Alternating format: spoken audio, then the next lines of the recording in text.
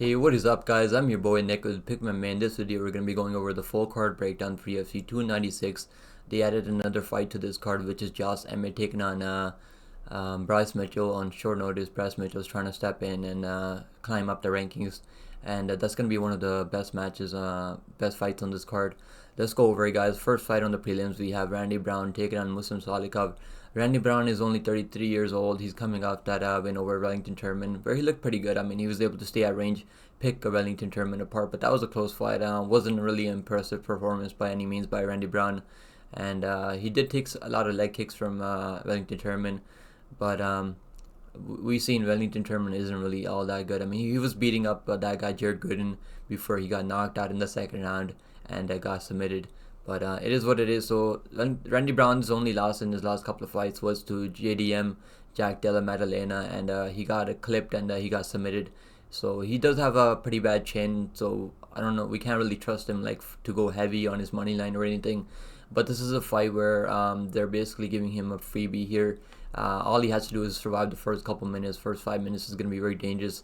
We've seen Muslim Salikhov is very dangerous. He's firing on all cylinders in the first couple minutes, and then after that first round passes by, he pretty much he's a different guy after that first 5 minutes, and his cardio just falls off a cliff. And I do think I'm gonna be picking Randy Brown here. I've been picking him for like the last since my early picks video, and I do think as long as he can survive the first round and not get clipped or get finished in the first 5 minutes, I do think he can push the pace on Muslim Salikhov, who's almost 40 years old now and isn't dangerous after the first round. And I do think Randy Brown's going to be much taller than him. Look at the 6'3" against the 5'11" guy. He's going to have almost 8-inch reach advantage, which is absolutely absurd. And I do trust him here enough to maybe parlay him. I think he's going to be a good enough parlay piece. And I do see Randy Brown's hand getting raised at the end of this fight. So we're gonna go Randy Brown by decision. I don't think he's gonna finish Muslim Salikhov. Colby wasn't able to finish Muslim Salikhov either. But the only guy that was able to finish Salikhov was Jing Liang, yeah. So he kind of knocked him out. I think Li Jingyang knocked him out. But other than that, I don't see Randy Brown knocking him out or anything. I do like the over 1.5 rounds. I think you can put that in a parlay.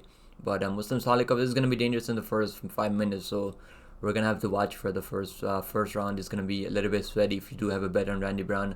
But I do trust him here enough to maybe put him in one of my parlays. But the pick is Randy Brown by decision.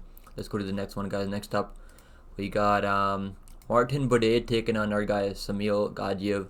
And they don't have a picture for Shamil Gaziev. He's out of that region, out of Dagestan. And Martin Buday, man, he's a good clinch fighter.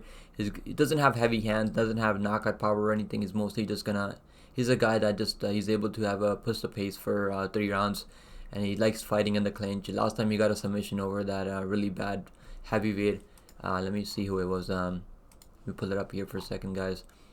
He's coming up that submission win over Josh Parisian, where we did pick him. I picked him against Jake Collier too, and this fight he lost this fight against Luque Brzezinski. I had a play on Luque Brzezinski live, and after the first round, and Luque Brzezinski closed in at like minus 2,800, and we all know that was a robbery. They gave it to him. He got outstruck by like 100 significant strikes or something like that, and he's fought these lower level heavyweights. Now they're giving him a huge step up in competition. I don't really understand these odds, man. It's probably because he's undefeated in the UFC, so people are probably just throwing money on him because of that. But he's fought these lower level heavyweights, man. This guy Shamil Gaziev is the real deal. He's coming off the knockout win over Darko Stosic, who's a legit fighter outside the UFC, and then he made his Dana White Contender Series debut. We bet on him there. We bet on him to win by finish, and he finished Greg Velasco. He's got really good grappling. He's a heavy-handed guy, and I am gonna be picking him here.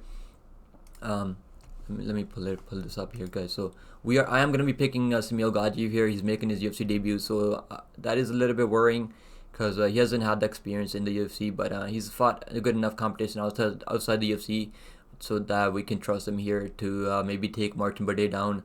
Martin Buday has shown pretty good takedown defense, but no one's really tried to take him down in the UFC. Hasn't fought any grapplers like Shamil Gaziev here, so I do like Shamil Gaziev here. I think sitting around plus 155. Martin Buday is like minus 180, so I do like the underdog here. I think the underdog can get this done. And I do have a bet on Shamil Gaziev, and I think he's going to get the job done. Maybe take him down and submit him. He's got much better grappling, but this 100% takedown defense, no one's really tried to take him down, so that's why you see the 100% takedown defense there. But now he's gonna be fighting a legit grappler. Shamil Gaziev trains with that Habib's team, so I trust him enough to put a bet on him. I wouldn't really put him in any parlays or anything, but I think you can just bet his money line. I mean, why not just bet his money line? I wouldn't really touch the props, even though I do think he's gonna finish Martin Buday. But I do like that money line, man. Plus 155 money line is really good. So I'm gonna be picking Shamil Gaziev by submission here. Let's go to the next one, guys. Next up, we got Fili taking on my boy Lucas Almeida. And at first, man, I did pick Lucas Almeida here, but when you go watch the fight tip, this guy has no freaking takedown defense, man. 40% takedown defense is absolutely horrendous, man. He got absolutely dominated by Pat Sabatini. Didn't even land a single punch on Pat Sabatini, man. This guy, I mean, he's got a big grappling goal. He's got no takedown defense, and he's fought what's his name? Let me see. He fought that guy on the Dinner White Contender Series. I forgot who it was. I'm gonna pull it up here. He fought our boy Daniel Gelhuber, who was our lock of the week, his last fight. So he fought him, clipped Daniel Gelhuber. But we've seen Daniel Gelhuber can be clipped and get a little bit hurt. But Daniel Gelhuber was able to come back and win the first and third round, and got the unanimous decision over him. But he knocked out Michael Trajano, so he does have some power. We've seen Fili get knocked down a couple of times. He got knocked down by Nathaniel Wood, and that was a good fight. That was the fight of the night, I think. But I do trust Fili here. I do think he's gonna win the fight, so I am pick flipping here. Fili can go for takedowns if he wants. He's got almost 47% takedown accuracy. He's got almost 70% takedown defense. I don't think Lucas Almeida is gonna shoot any takedowns, so I do trust Fili here. I wouldn't really bet on him at minus 180. I don't really trust him that much to bet on him at these odds. But I do think he can win this fight, man. He's been in the UFC for a long time, and he's got the reach advantage over him too. So I'm gonna be flipping to Fili. I think he's gonna win by decision. I don't see him knocking Lucas Almeida out or anything like that. I do like the over 1.5 rounds. If they open the totals at over 1.5 at a 1.5, I will put a bet on the over 1.5 or over 2.5. I do think this fight's gonna go the distance, so we're gonna pick. I'm gonna be picking Fili by decision here, guys. He can go for takedowns if he wants. He can outstrike Lucas Almeida. Lucas Almeida doesn't really have good enough volume, to be honest. He does have KO power, so Fili's gonna have to watch out. But the only guy that's knocked out Fili in the last couple of fights was Joe Anderson Brito. We see Joe Anderson Brito is an absolute unit of a guy, so no shame getting knocked out by Joe Anderson Brito. But I don't think Lucas Almeida is gonna knock him out or anything. So I do trust Fili here. He's been fighting UFC level competition. He has that win over he's got that win over, who was it? Bill Algeo. Yeah, Bill Algeo looked really good against Alexander Hernandez last time around. So I'm gonna be picking Fili here. I think he's gonna win by decision. Let's go to the next fight, guys. Next up, we got Tagir Ulanbekov taking on my boy Cody Durden, guys. I've been picking Cody Durden. I've been making money on Cody Durden in the last couple of fights, and he's showed up every time, man. He's on a 3 or 4 or 5 win streak right now. Let me pull it up here. I think it's a 35 win streak right now. And I picked him in his last fight against Jake Hadley, where everyone was putting their money on Jake Hadley. He won that fight by decision. He was able to stay safe in the grappling exchanges, even though Jake Hadley had him in a couple of submission attempts. But you can tell Cody Durden's really been putting in work in that submission defense. That's the only problem that he had in the past. Muhammad Mukai was able to catch him in a guillotine choke. So he is going to have to watch out here. We picked him as an underdog on Charles Johnson too, and he beat him. Just out-grappled him, took him down 11 times or something like that, which is absolutely absurd. He's got really good cardio, guys, so I trust him here to push the pace on Tagir Ulanbekov, as long as he's able to stay safe from the submissions of Tagir Ulanbekov. Tagir Ulanbekov does have nasty submissions. He caught Nate Maness in a standing guillotine choke, so he's gonna have to watch out for the submission game of Tagir Ulanbekov.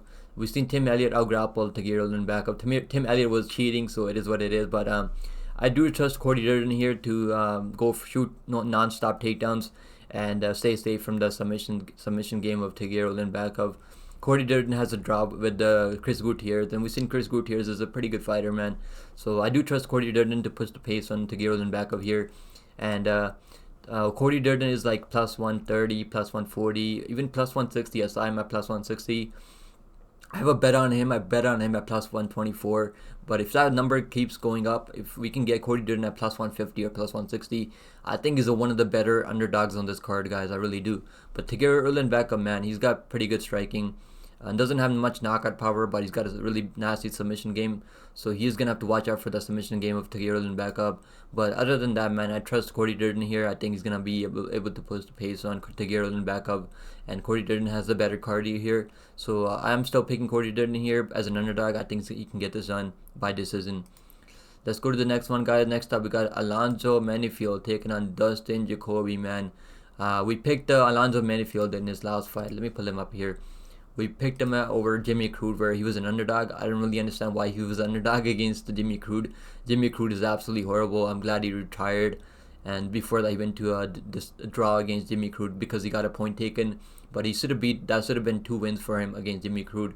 But before he knocked out Misa Shurkanov, absolutely blasted him with one of his hooks, knocked out Mazarov, elbows from crucifix. So I do think Alonzo Menifield is gonna have the power advantage here. But Dustin Jacoby, man, he beat Clear Roundtree. I mean, that was the judges gave it to Clear Roundtree.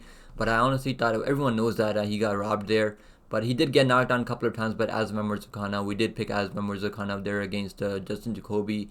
But that was a sweaty fight, man. In the last third round, honestly, Asmem got really tired in the third round and almost got finished, man. But Dustin Jacoby was wrestling for some reason in the third round. He was shooting takedowns instead of striking with Asmem Murzakanov. I guess he was scared of the power, maybe. So he's gonna have to watch out for the power of Alonzo Menifield, because Alonzo Menifield, man, this guy throws heavy lunch boxes. So as long as he's able to stay safe from the power of Alonzo Menifield, I can see him outstriking Alonzo Menifield easily here. So the pick is Dustin Jacoby here, but I don't have a bet on him yet. I don't like the money line on him yet right now. But he's a legit glory kickboxer. He's fought Alex Pereira, even though Alex Pereira knocked him out. But he's been fighting these top level strikers, man. And the pick is Dustin Jacoby here. I'm still gonna pick Dustin Jacoby here. I think he can get this win over Alonzo Menifield, but he's gonna have to watch out for the power, and he's gonna have to stay safe. Maybe shoot a couple takedowns on Alonzo Menifield. Alonzo Menifield doesn't have that good of a takedown defense, 75% takedown defense, but we've seen Jimmy Crute take him down a couple of times. So the pick is Dustin Jacoby because he lands more significant strikes, and he knocked out Chukwi last time around. So he's got power in his own hands, and I could see him maybe clipping Alonzo Menifield too. But Alonzo Menifield has one of the best chins at this weight class, so he's gonna have to watch out. I don't have a bet on Dustin Jacoby right now, but I do think Dustin Jacoby can get this done, and he can get it done by decision, I think. Let's go to the next one, guys. Next up, we got the prelims now. The early prelims. We're done with the early prelims. Let's go to the prelims now. So we got Casey O'Neill taking on Ariane Lipski. Casey O'Neill is 9-1, and Ariane Lipski's been fighting in the UFC for a long time. Casey O'Neill lost a fight to Jennifer Maia, where she looked absolutely horrible. And I've never really been impressed with Casey O'Neill, to be honest. Let me pull her topology up here so we can see who she's been fighting. She's coming off Jennifer Maia. She lost to Jennifer Maia, split decision win over Roxanne Medifuri. So I haven't really been impressed by. She knocked out Shevchenko, the lesser Shevchenko. She's been fighting in the UFC for a while, but I've been impressed by Ariane Lipski, man. I picked her against Milica Sagato, where she was a plus 165 underdog. I picked her against JJ Aldrich, and she was like a plus 150 underdog there. So she got knocked out by Priscilla Cachoeira. She does have a bad chin. Montana De La Hosa knocked her out with a ground and pound, but she beat that fraud Mandy Bohm, who's absolutely one of the worst fighters in women's MMA. But I'm going to be picking the underdog here, guys. Another underdog pick here, Ariane Lipski. Until I see her lose, I'm not picking her against her. I picked her in her last 2 fights, and she's showed up every time. And I think she beat Melissa Gatto, man. A lot of people are going to say that's a robbery or whatever, but I honestly thought she beat Melissa Gatto. She's got good enough cardio. She's got really good striking, and I can see her clipping Casey O'Neill, maybe knocking her down once or twice. But the pick is Ariane Lipski, and I think she can get it done by decision. I like the over 2.5 in this fight a lot. And the pick is Ariane Lipski, and I don't really understand Casey O'Neill being over 2-1 favorite over Ariane Lipski. Casey O'Neill hasn't really shown anything, to be honest. Her grappling isn't all that good. She can go for takedowns, but 80% takedown defense for Ariane Lipski. She's really worked on that part of her game. So I do trust Ariane Lipski here to go out there, defend the takedowns, and outstrike Casey O'Neill for 3 rounds. So the pick is Ariane Lipski by decision. Let's go to the next one, guys. Next up, we got Cody Garbrandt taking on Ryan Kelleher. At first, when I looked at this fight, before watching tape, guys, I was like, yo, Brian Kelleher maybe could put him away, maybe knock him down, because Cody Garbrandt has no chin. But this guy, man, this guy is going to be much slower than Cody Garbrandt. Cody Garbrandt's going to have the speed advantage here. And the pick is Cody Garbrandt here, guys. I cannot pick Brian Kelleher, even though he's fought some legit guys in the UFC. Let me pull up his topology so I can remember who's been fighting. But yeah, Cody Garbrandt, he beat Trevin Jones, but he almost got clipped in that fight. But as long as he stays on his bicycle and he stays safe, he got knocked out by Karol, but that was down at 125. He got outstruck by Rob Font there, but knocked out by Pedro Muniz. But Pedro Muniz has some crazy power, and I mean, Brian Kelleher lost to Mario Batista, got submitted by Umar Nurmagomedov. No shame there, but doesn't really have power. He doesn't really knock out anyone that good in the UFC. So the pick is Cody Garbrandt here, and I trust him to maybe shoot a couple of takedowns, man. We've seen Cody Garbrandt, he can mix it in with the grappling. He's got 80% takedown defense, which is really good. Takedown accuracy, he's shooting like over 1 takedown per fight. And I hope he shoots non-stop takedowns over Brian Kelleher. Brian Kelleher doesn't have good takedown defense. And we could see Cody Garbrandt mixing it in with the takedowns and outstriking him on the feet. So pick is Cody Garbrandt by decision for now. But I don't have a bet on him here right now, guys. I don't really trust his chin to bet on him at these odds over 2-1, over minus 205. I don't really trust him that much, but I might just look at the Cody Garbrandt by decision. I don't think he's gonna finish Brian Kelleher, even though Brian Kelleher has been submitted twice, but that was by Mario Batista and Umar Nurmagomedov, who's an absolute monster.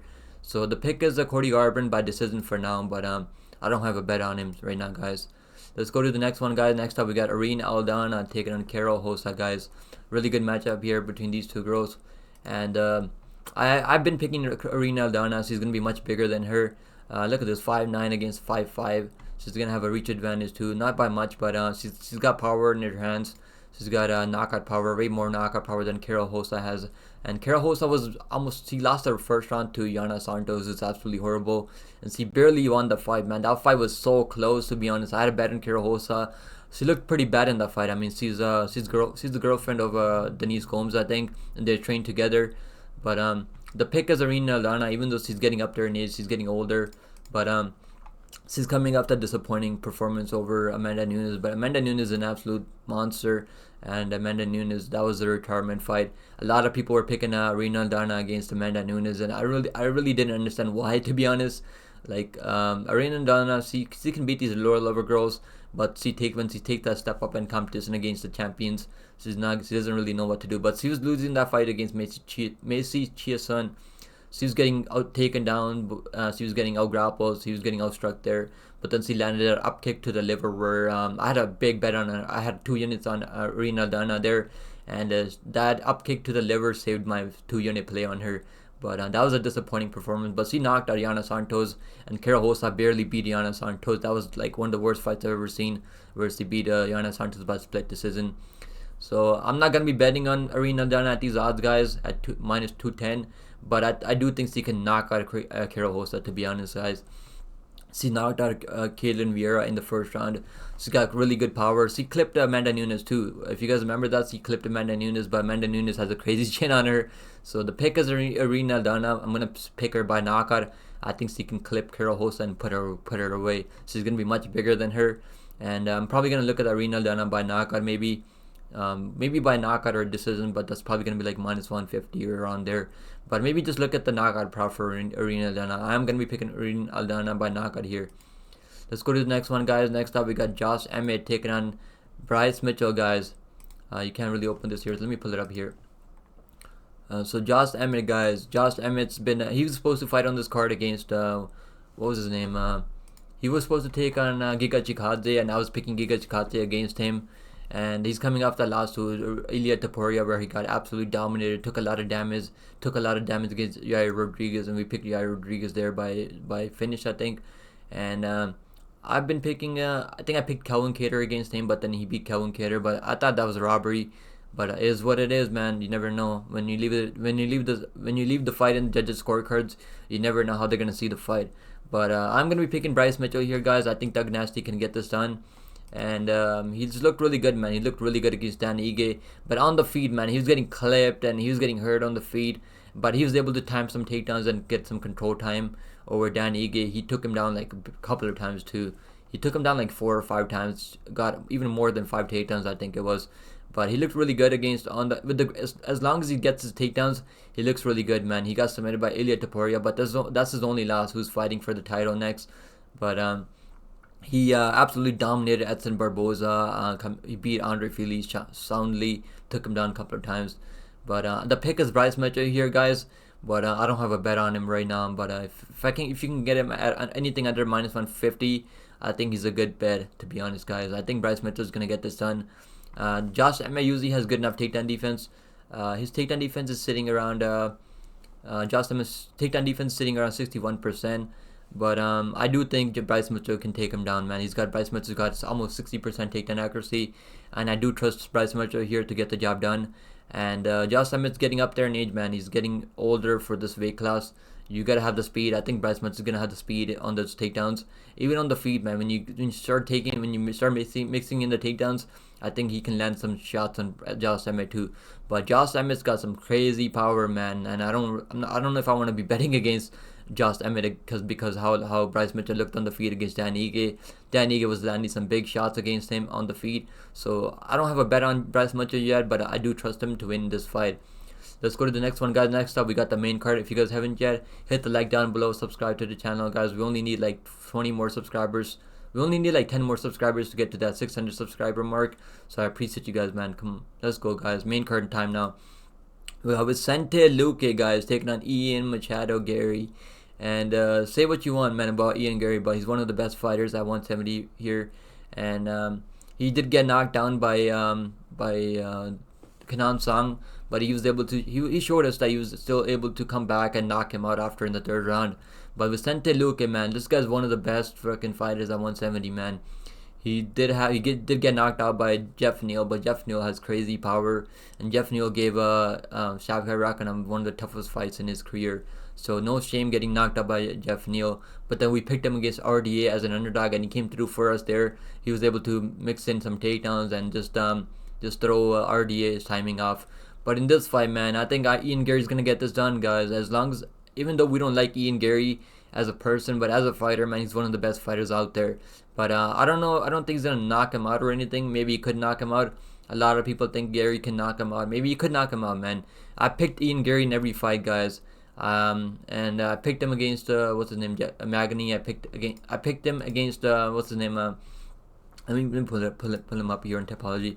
I picked him against Daniel Rodriguez. I think I picked him by decision there, but he knocked him out with a head kick. I mean, he's got one of the best striking out there at 170. And I think Ian Garry's gonna get this done, man. We got him at -225 early in the week. Now he's sitting at like over 3-1. And I don't know if I would bet him at over 3-1. But I do have him parlay with Shavkat Rakhmonov, guys. I got him in a couple of parlays, and I do think Ian Garry's gonna get this done. I also have a play on his money line at -225. If you guys go watch the early picks video, I knew the money line would get steamed, and the money line is getting steamed now, guys. But I do think that some money is gonna come in on Vicente Luque. He's been fighting in UFC level competition for a long time, but he's coming. He's got that brain hammers too. So I don't know how much punishment he can really take. He had one of the best shins before he got knocked out by Jeff Neal, but he got dropped a couple of times by Jeff Neal.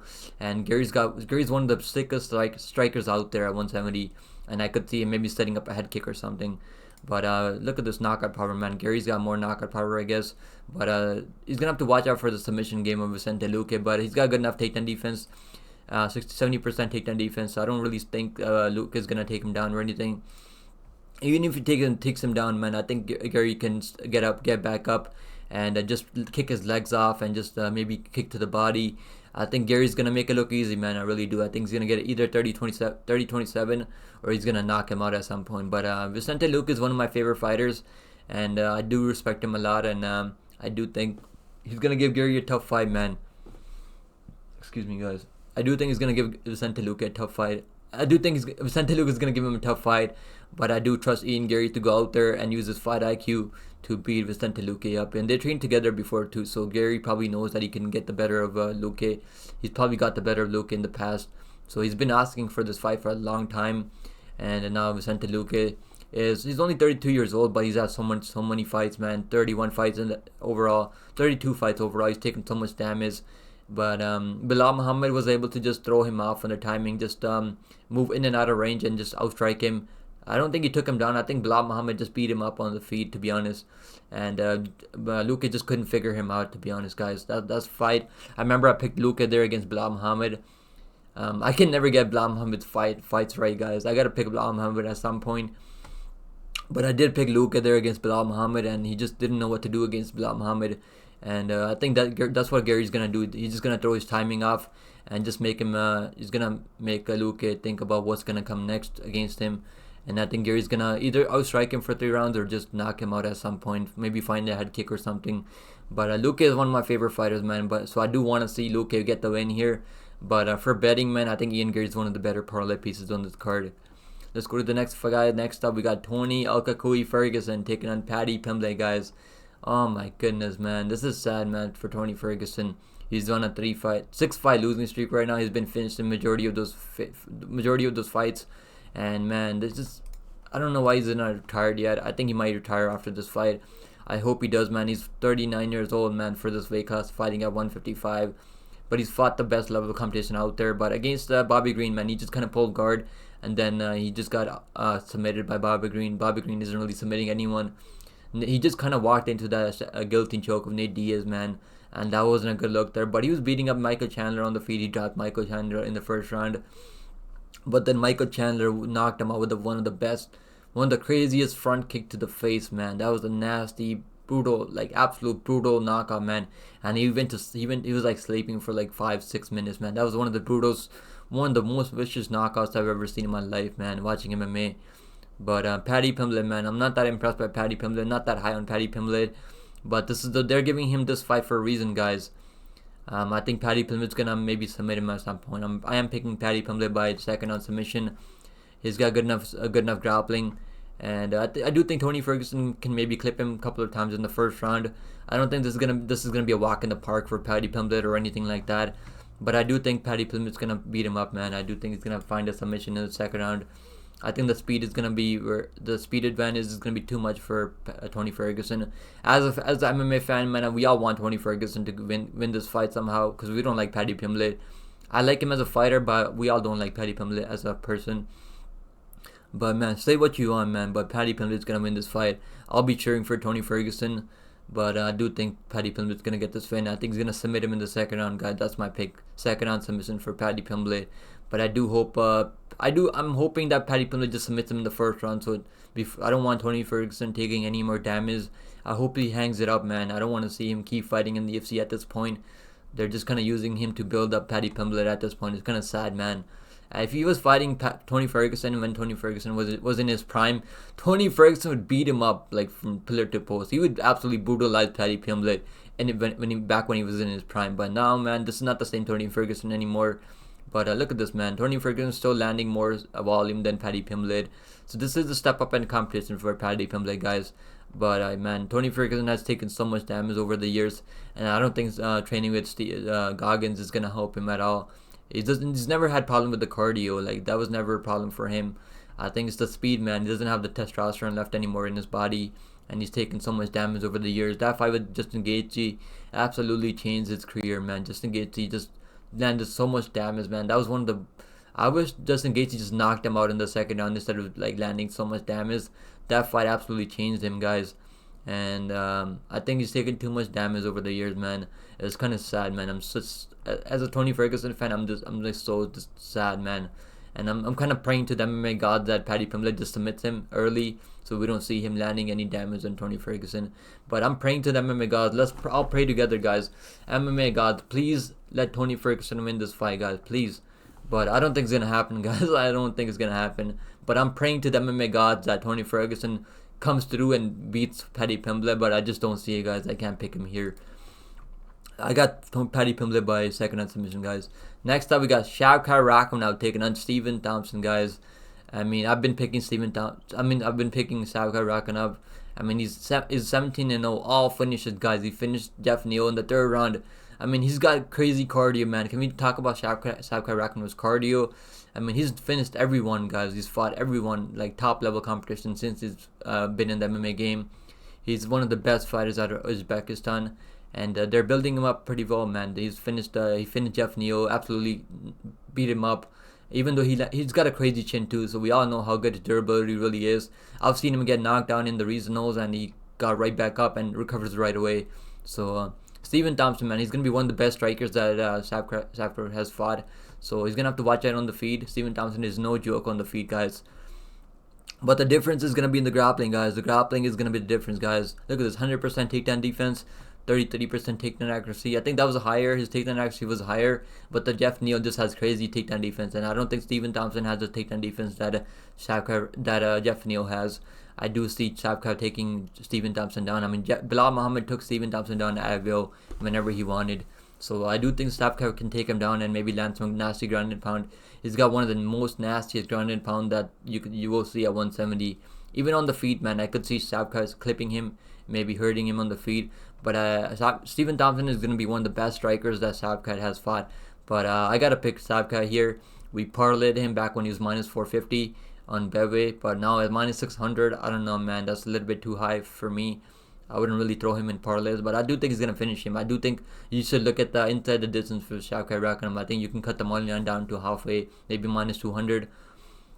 But I do think Safkar's going to finish Stephen Thompson, man. And we all like Stephen Thompson. He's one of my most favorite fighters at 170. But man, Safkar's going to get this done, and I think he's going to finish Stephen Thompson, guys. He's got crazy knockout power. Both of them have 47% knockout power. Submission. Look at the submission game with Safkar Rakanov. But Stephen Thompson has never been submitted. I don't think he's ever been subbed in the past. Let me take a look at here. I don't think he's ever been subbed, right? He's never been submitted in the past. Yeah, he's never been subbed, but he's been knocked out once. He's only been finished once in his whole career, guys. But I do see Safkar finishing him either by submission or by knockout. I'm gonna say Safkar gets a second on TKO, guys. Ground and pound. See, it's sad because I do like Stephen Thompson a lot. I do like Wonderboy. I'm a Wonderboy fan, but I don't think he's gonna win this fight, guys. Next up, we got the co-main event of the evening, guys. We got Brandon Raw Dog Royval taking on Alexander Pantoja, guys. Brandon Royval coming off that knockout win over Mateus Nicolau, and where he absolutely put him out cold with a brutal knee, one of the brutalest knee knockouts I've ever seen. And that was one of the craziest knockouts I've ever seen. Knocked him out in like under a minute or something, under 2 minutes I think it was. But man, I gotta pick Alexander Pantoja here, guys. He's got crazy grappling. He's already fought Brandon Royval in the past. He beat him in the past, submitted him in the past, I think it was. But man, look at this record, man. 26-5. I mean, he's coming off the win over Brandon Moreno. I did pick Pantoja over Moreno, and he was a plus 160 underdog or plus 180 underdog against Moreno. If you guys go look at the last card where he fought, I think I picked Dricus Duplessis over Whitaker, and then I picked Pantoja over Brandon Moreno, and then I picked Yair Rodriguez over Volkanovski, which is crazy. But I picked a lot of underdogs on the card, and I've been high on Pantoja for a long time, guys. He's got one of the nastiest, like craziest grappling skills that you will ever see at this weight class. He's super athletic. He's got good enough striking where he can stay safe. He's got a really good chin on him. And look at this knockout power. I mean, he's got more knockout power than Royval. He's fought the much better level of competition. And he's got really good takedown accuracy. Takedown defense is 66%. This is what the difference is, guys. 39% takedown defense is not good, guys. Brandon Royval is too willing to go to his back and hunt submissions, and I don't like seeing that, guys. He's got takedown accuracy for Brandon Royval. When he goes for takedowns, he can get it, but I don't think he's gonna get any takedowns on Pantoja. But he's gonna be much bigger than him, guys.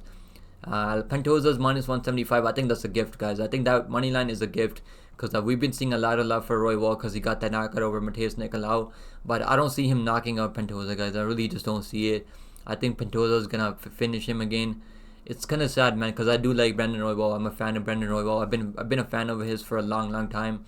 But I do think Pantoja is gonna get this done, and I think he's gonna get it done pretty easy, man. I think it's gonna be a submission again.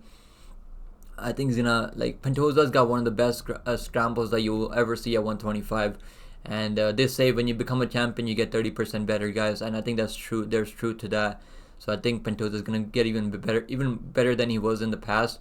And he already knows that he beat him, he finished him in the past. So I think he's gonna have a lot of confidence, and I think he's gonna trust in his striking a little bit more this time. And I could see him clipping Brandon Royval at some given point.